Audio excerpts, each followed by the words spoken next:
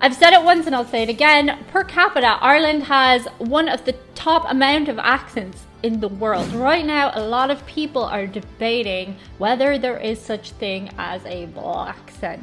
Sorry, I know this has nothing to do with anything, but that was so...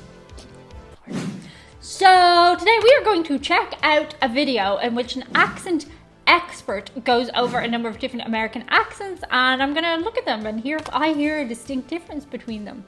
I definitely know there's a difference between a southern accent and like a California accent. I did a video on this channel before where I reviewed some American accents. I used to work as an actor and I do think I used to be a lot better at doing accents. I feel like it's kind of a use it or lose it sort of thing, and since I haven't used it in a long time, I'm not as good as I used to be at accents. Fun fact, I did have Jamaican accent on my CV once. How did I ever think that was going to come in handy? It actually did once though. I did a voiceover, which in retrospect was not the best casting. Anyway, I'm really excited to check this out today. It's on the Wired channel, which often has some very interesting videos. If you want to check out this video, it's going to be in the link in the description box below. New York City, Trenton, North Carolina, Ocracoke Island, Mississippi, and northern Florida. That's where you get the sort of Blanche Dubois, Scarlett O'Hara kind of classical southern accent. Hi, my name is Erik Singer. I'm a dialect coach. Today we're going to take a little tour of some of the different accents of English-speaking North America. North America, okay. Figures of speech. Now, a couple of quick disclaimers. These are by no means all the accents in North America or even all the English-speaking ones.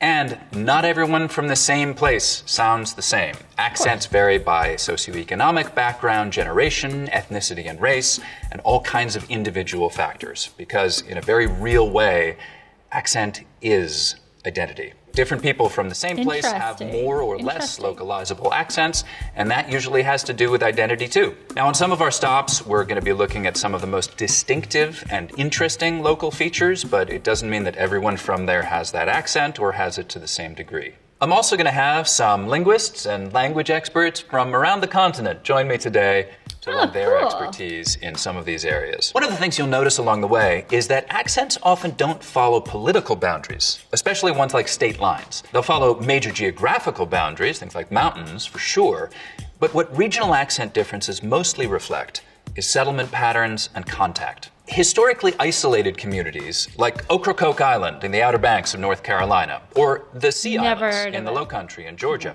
can have really distinctive speechways. They've had the time and isolation necessary to diverge and develop them. That's the other thing that makes for accent variety. Time. There's a lot more accent diversity in the British Isles, for example, where there are local populations that have been speaking English in their particular way for hundreds and hundreds of years. I've said it once and I'll say it again. Per capita, Ireland has one of the top amount of accents in the world. We have so many diverse accents in our tiny little country. And there's more accent diversity on the east coast of the US than there is west of the Mississippi. It's been settled by English speakers longer. The first places English was spoken in North America were Roanoke, Jamestown, and of course, Plymouth, Massachusetts, where the Pilgrims landed in 1620. So let's start there. The Pilgrims spoke with what we call rhotic accents, meaning they said all their R's. In fact, so did almost all English speakers in 1620, including the ones in England. That's right, a Southern English accent might have used to sound something like this. It was only in the late 18th century that fashionable young people in and around London started dropping their R's, and from there the trend spread to America. Now, north of Plymouth Rock, we have Harvard Yard. One of the places you might hear a Boston accent today. The stereotypical Boston accents, of course, are non-rhotic, meaning no R sounds in park your car in Harvard Yard. Let's all get in the car and head south down the coast now into Rhode Island. Traditional Rhode Island accents here are still non-rhotic, but there's a key vowel difference. The placement for that vowel sound in park your car in Harvard Yard. We call this the start vowel. In Boston, it's usually pretty fronted.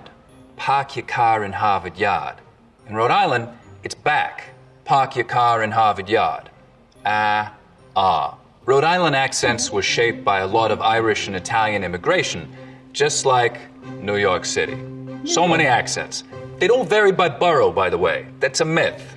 I know you guys are going to tell me to forget about it, but I'm sorry. Sociolinguists have studied this really carefully, and there just really isn't any such thing as a specifically Brooklyn or specifically Bronx accent. There certainly are a lot of different New York City accents, but they vary by socioeconomic background and by ethnicity and other aspects of group belonging and identity, more than by neighborhood or by borough. They're historically non-rhotic, though that's changing some in the youngest generations for sure. Here's something fun most of them have in common. The tongue tip hits the teeth, or close to them, on TD and N sounds instead of, a little further back. So you can hear that in like this kind of New York City accent, tongue tip on the teeth, Times Square, New York City, and this kind of New York accent, 22nd Street, Times Square, Dumbo, taxis, traffic, and so on. Okay, so you may have noticed that all of these accents I've talked about so far sound pretty white. I'm going to take a pause here, and linguist Nicole Holliday is going to go a little deeper on African-American English varieties. My colleague, Amani Dorn, is going to demonstrate some of those. As we know, New York has all kinds of people in it. African-American English has a lot of shared features across regions because of its history. So Black people in Africa were kidnapped and brought to what is now the United States.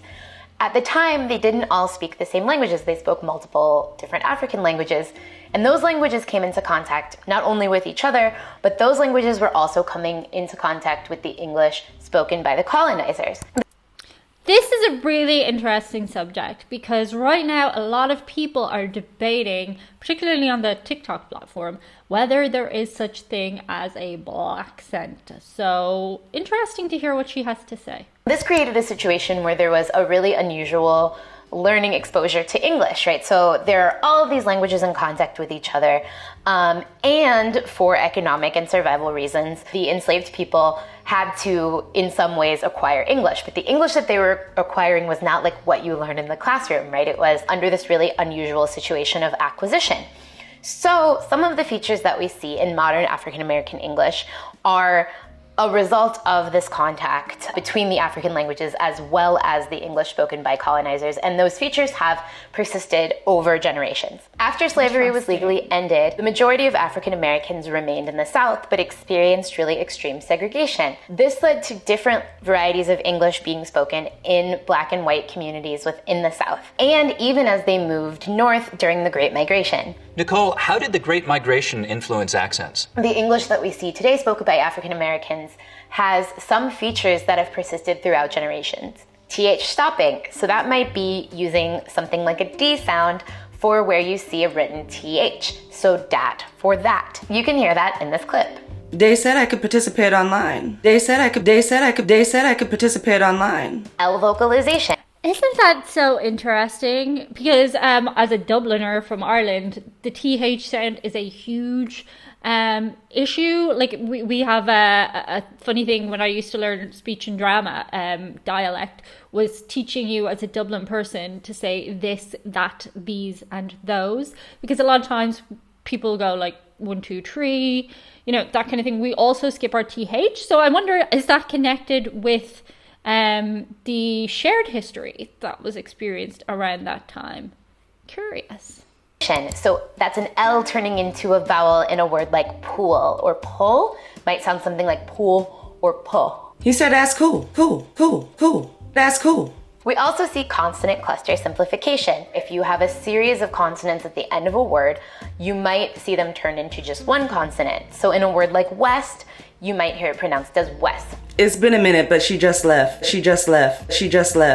And anything specific to New York? One feature common in New York City is what we call a raised vowel in words like thought and cloth. It sounds something like aw. Coffee without froth on top isn't coffee at all. So let's get it together. Okay, let's go back to Erik. Thank you. Interesting. So they still have the distinct accent of the area that they're living in, but as an ethnicity, they also have that particular shared history. So inclination toward, that's very interesting. Thank you, Nicole. And even that's just the tip of the iceberg for linguistic diversity in this incredibly diverse city. Around 50% of New Yorkers speak languages other than English at home.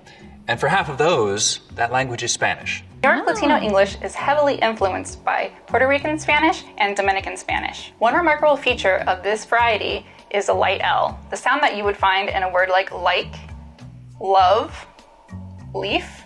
Right, so New York Latino English speakers have a particularly light L. You can hear that in this native speaker clip. I guess growing up, I know what it's like to not have a lie. I know what it's like to not have a lie. In Like, that contrast sounds like to an the light heavy L, L when to you me. produce the dark L, the back of your tongue bunches. So think about the words milk and pull. The lighter L was a feature of New York Latino English. But Latinx people are a very diverse group of people, and they speak a variety of varieties. We'll get to more of those later. Thank you, Megan. And this single feature is a good contrast with other New York accents, by the way, because most other New York accents have pretty dark L's. Lots of lemon lollipops, la la. I like to lick 'em. Wow. So now, Okay, as I we get leave it. New York and head south into Jersey and towards Philadelphia, we cross a major dialect boundary, the on line. Now, north of this line, most people say on, rhymes with don. South of it, they say on, rhymes with dawn. Of course, this doesn't apply at all if you rhyme dawn and dawn, only if you have two distinct pronunciations. That's called the cot-caught merger, but we'll talk more about that later. There are a few major dialect areas in the U.S., and one of the biggest dividing lines is between northern dialects and midland dialects. The on line Interesting. basically runs right along this boundary. So as we cross over it somewhere around Trenton, we've crossed from the north to the Midlands, dialect-wise. Now, another thing that starts to happen as we get down towards Philly is that the goat diphthong starts to move forwards in the mouth. So we get go, hoagies. You want to go get some hoagies? Go. Interesting, again, bringing it back to a Dublin accent.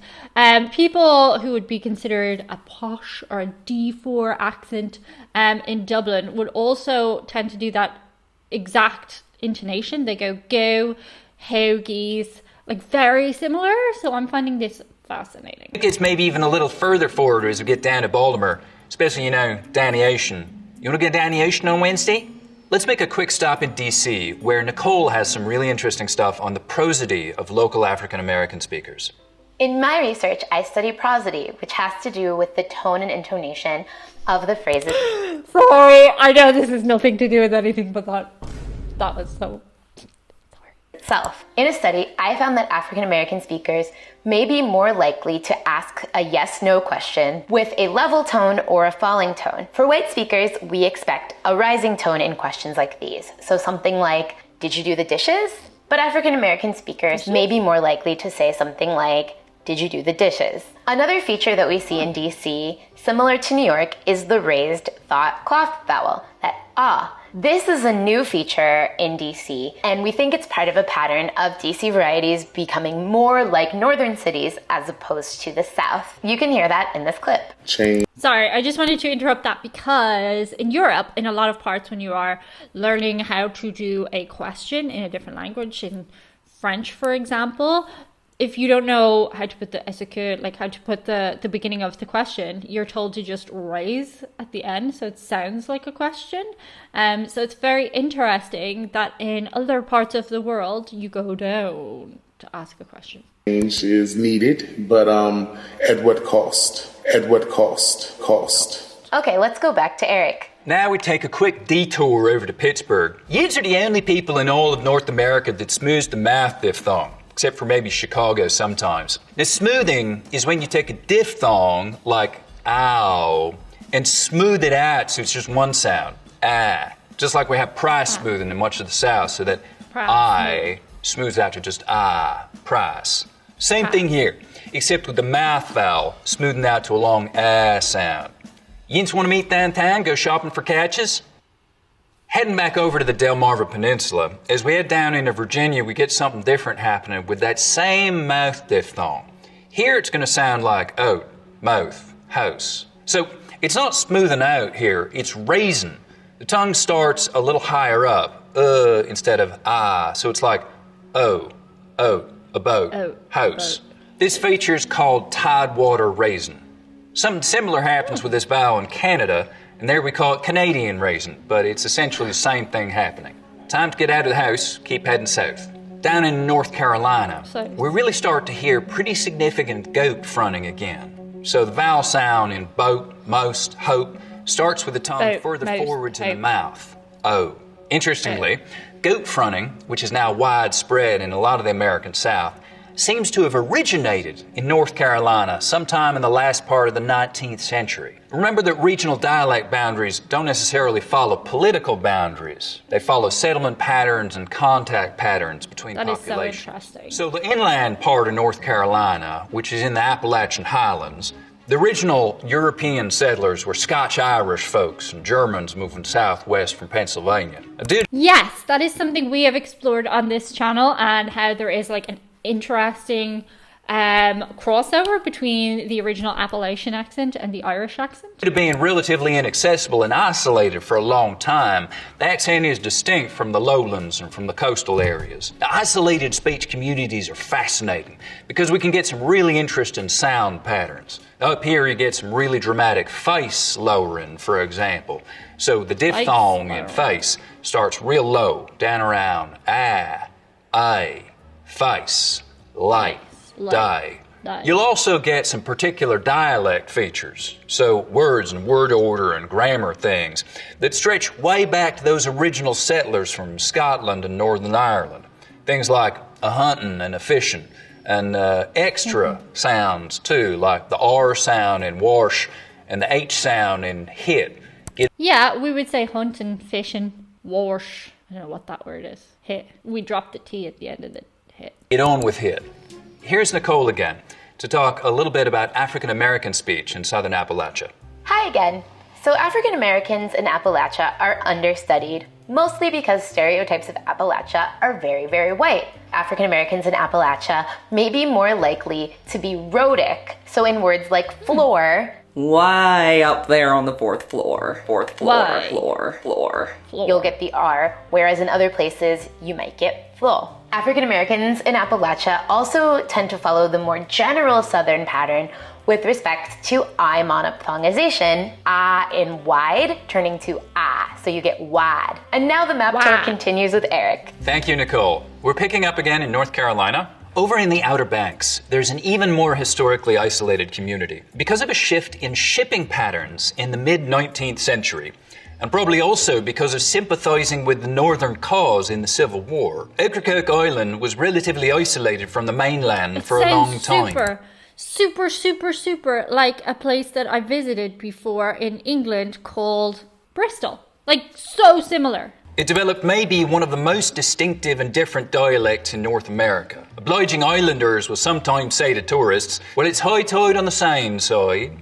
Last night the water fire, night the moonshine, no fish. Ocracoke Islanders are sometimes called high tiders because of that particularly distinctive I sound. And their accent is sometimes taken to be British or Australian, even by Brits. And truth be told, there are some similarities with some regional English accents, including that high tide vowel sound, which is similar to both southwestern English accents like Devon or Gloucestershire, and East Anglian accents like Norfolk and Suffolk, those easternmost counties of England. Curiously, another distinctive thing about the old Ocracoke accent is it's also got a real sort of bounce to it, which is something that both those southwestern and those East Anglian accents also have in common. North Carolina is actually one of the most linguistically diverse states in the country. I want to bring in Kalina Newmark now to talk about Native American English. The Lumbee tribe is the largest state-recognized Native American tribe in North Carolina. Lumbee speakers combine and pronounce English words that distinguish them from African American and Southern speakers. Since encountering white settlers in the mid-1800s, the Lumbee have carved out a dialect of English that is uniquely theirs. One interesting feature is that Lumbee English speakers share vowel sounds present in the Outer Banks accent,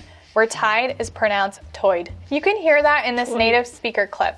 Well, when he got halfway, that little ditch on this side, ditch on this side, ditch on this side. Thank you, Kalina. So that Ocracoke Island high tider accent is an accent that's disappearing fast. The younger Ocracokers tend to speak much more mainstream American English. There's a popular idea that we're losing regional accents, that people are sounding more and more similar. That's true of some people in some places, especially some of these isolated communities.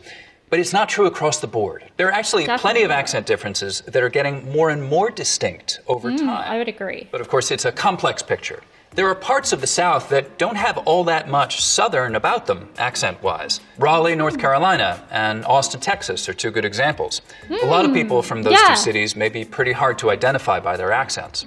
I did notice that when I went to Austin. it was quite hard to hear the same kind of lilt of sound that I heard in other parts of Texas. Which brings us to what is sometimes called General American.